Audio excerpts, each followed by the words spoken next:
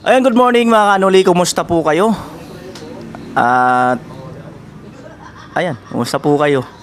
Gawala ako ng vlog yung para may pang-upload. Ayan, at kahapon dun sa isang lakad ko, ay ayun, nakaramdam naman ako ng ng pagkahilo at pagtaas ng aking dugo at nag-BP ako. Nag-BP ako dun sa sasakyan. Lagi ko 'tong dala-dala. Ayan, nag-BP ako dun sa sasakyan, nag 160 ata 'yon. Nag 160 over 100. Mataas, no? Tapos ayun, parang umano naman yung kaba ko, unti-unting kaba, pero nalalabanan ko. Tapos nakauwi kami, mag-aalas 5 na. Sa tuwing lumalabas ako sa sasakyan, parang nakakaramdam ako ng hilo. So ang ginawa ko, nag-stay lang sa loob ng sasakyan at uminom ako ng pineapple. Siyempre nakainom na rin ako ng gamot ko, no? Ayan. At hanggang pag-uwi dito sa bahay, tagal bumaba. Pag nandito na ako sa bahay, nag 130 na, over 100. Tas ayun, tagal, mga alas 6 na yata bumaba yung nag-normal, alas 6 na. Nung naalala ko yung bawang, nagpaano ako kay mama. Yung mainit na tubig, tas dalawang pisang nito, durugin, lagay sa mainit na tubig. Tas ayun, pag BP ko biglang normal, 120/80. Pati yung heart 80. Thank you Lord. Grabe, ramdam ko na yung alam ko na yung sintomas pagka mataas yung dugo ko, yung nahihilo ako. Yung parang parang basta iba yung normal na tayo kaysa dun sa tumataas yung dugo mo. Yun ang sintomas ko, yung parang nahihilo. Tas kagabi, dito na ako natulog sa sa baba. Dito sa sala. So dito muna ako natulog para at least maiba-iba naman yung surroundings, bagya. At syempre, bumili ako ng Quaker oatmeal. Maganda raw ko yun kasi fiber daw yun. So try ko mag fiber. Matagal na yan. Ngayon lang talaga, kahapon lang nalugaran, kahapon lang ako nakabili. Ayan, at isa sa ginagamit ko ito, cutting ko oil. Yan. Pag nahihilo, amoyin ko. Effective naman siya, effective. Parang pang first aid lang. Tas ayun, yung umaga naman, tumaas naman kaunti. 130 lang naman, 130 over 90. So medyo nag-relax ako. Ayun. Pag yung kinakabahan ako, halimbawa, may nabasa akong text na hindi ko nagustuhan. Ayun, parang nagbilis ang bilis ng damdamin ko, yung parang hindi ko na, basta pag hindi ko nagustuhan, parang nag-iiba yung mood ko. Ewan ko bakit ganito. Dati hindi man ako ganyan. Simula nung na-high blood ako, parang meron ng ganun, no? May mga bagay na may marinig lang ako na hindi ko magustuhan, parang nag-iiba na kaagad yung mood ko. Parang ang bilis tumaas nung dugo ko. Parang yan ang naging epekto sa akin nung pagtaas ng dugo ko nung nag 200. Kaya kahit text na hindi ko magustuhan, nag-iiba yung nagtataas yung dugo ko. Pambihirang buhay talaga. Ayan ang kailangan kong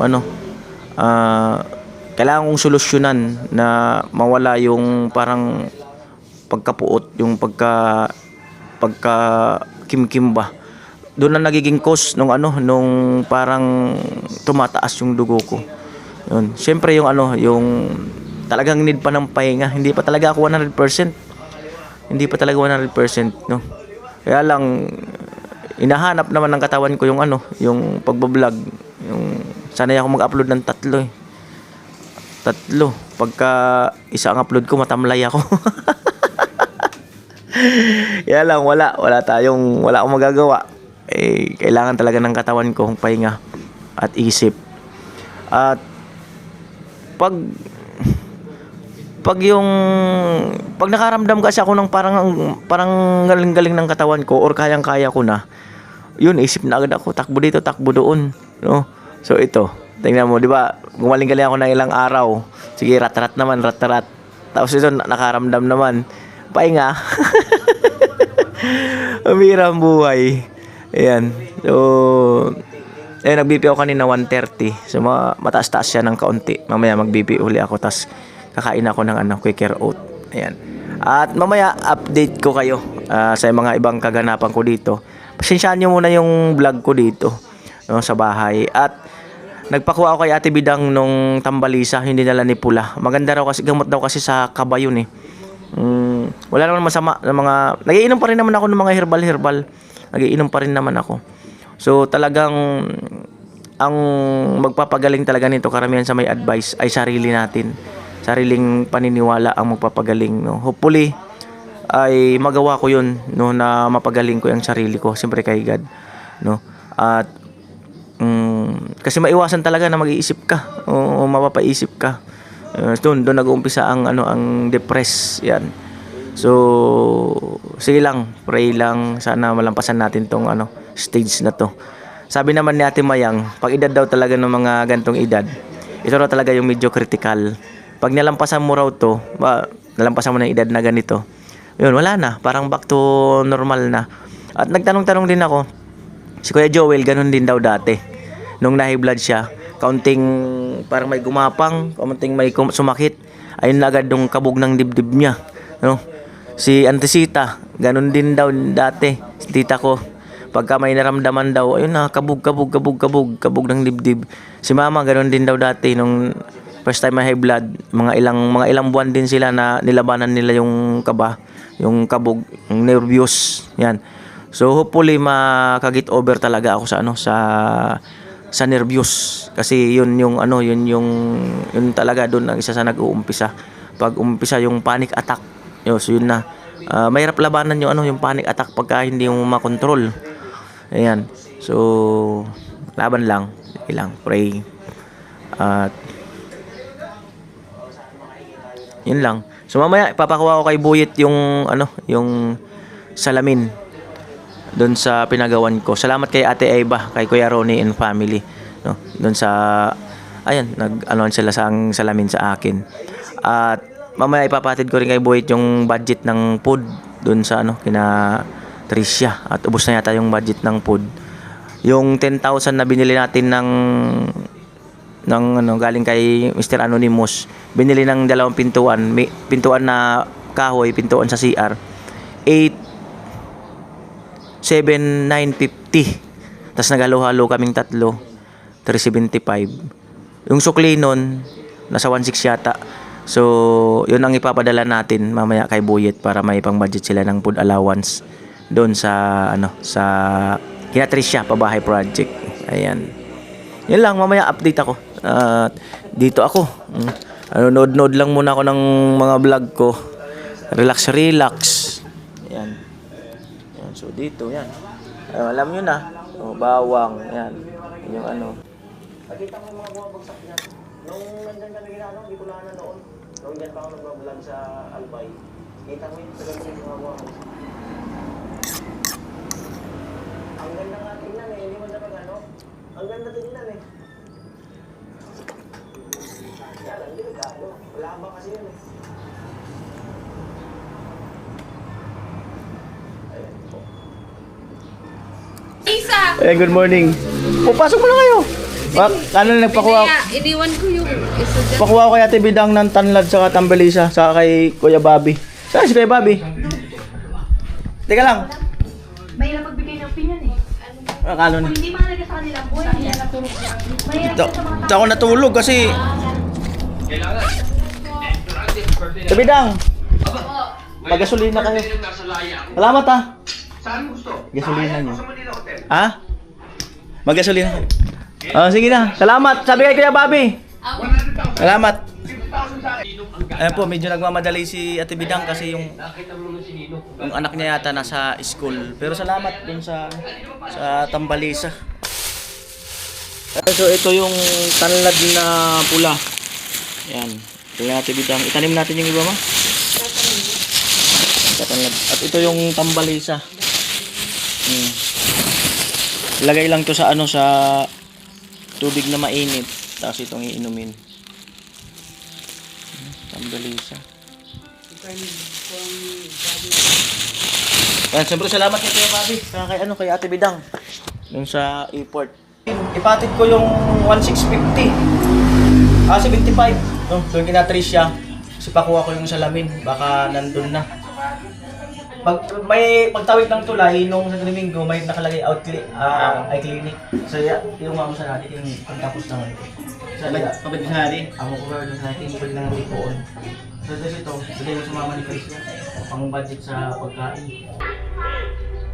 Yan po, 10:08. At kanina pinanood ko yung yung Bad Boy 2, si Robin Padilla. Yan naman kay Bong Revilla. Ayan. Yan lang muna ang gawin ko.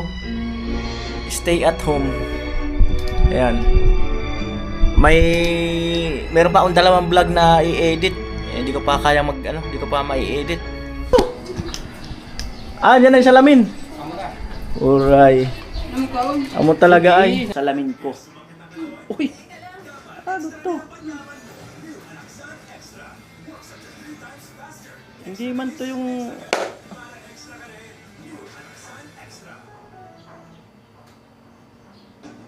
Hindi man to yung ko.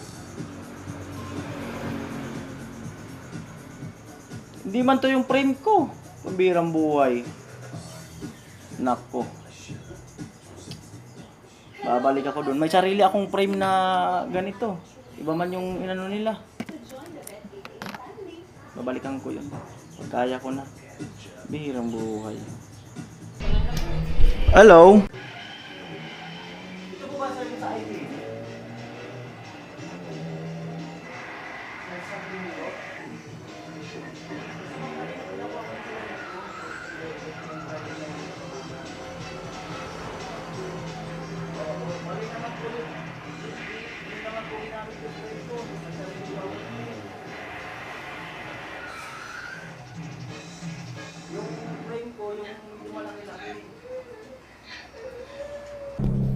Ayun, bumalik sila Vilma sa Kasibuyet. Ang pinabalik ko na lang. So, ang sabi ko, i-refund ko na lang kung kasi sila naman yung mali eh. Tingnan natin ang resulta pagbalik. Mukhang may sumusunod sa atin. Ayun, pinabalikan ko yung yung eyeglasses. Sablay yung sablay yung pagkakaano. Sablay yung kakayari. Ayan. Ito ko sa likod. May aligo na ako. So ayun, nagpapahinga-pahinga muna ako. Ayan, at balikan nila muna yung mga lumang video ko dyan. Meron pa akong i-edit na vlog na dalawa. Baka mamaya ako pa ma-edit or bukas. Ayan, so ito na muna ang i-upload ko. Pinabalikan ko kay Boyet yung salamin. Nasa kay Utol Vilma. Ayan. Libang-libang lang ako, nanonood ako ng YouTube na pelikula. Yan. Ayan, yun lang po. Bye-bye.